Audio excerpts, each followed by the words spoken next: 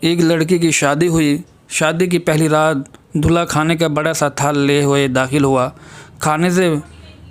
کھانے سے بڑی زبردست خوشبو آ رہی تھی۔ کہنے لگا، آؤ کھانا کھاتے ہیں۔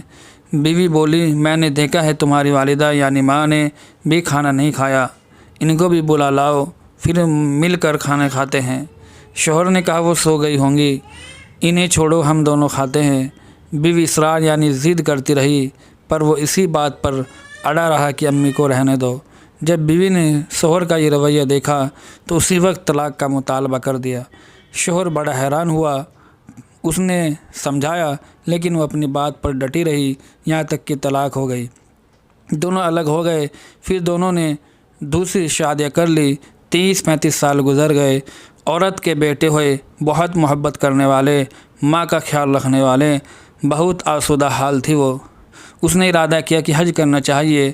سفر کے دوران اس کے بیٹے اس سے کسی ملکہ کی طرح پیش آ رہے تھے، پاؤں زمین پر لگنا نہ دیتے تھے۔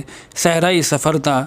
راستے میں ایک آدمی پر نظر پڑی جو بہت بری حالت میں بھوکا پیاسا، کپڑے پرانے۔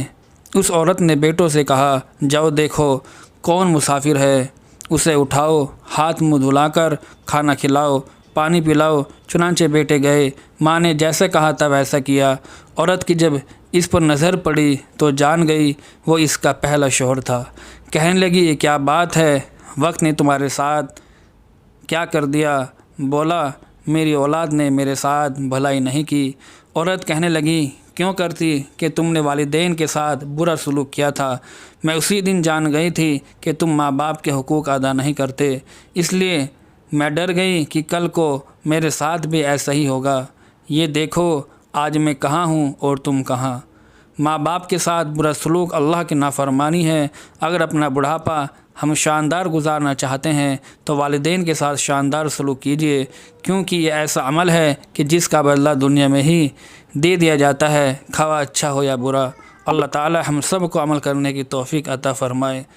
میرے دوستو عزیز ساتھیو، اگر یہ ویڈیو آپ کو اچھی لگے تو شیئر کرنا، لائک کرنا اور ہمارے چینل کو ضرور سبسکرائب کرنا۔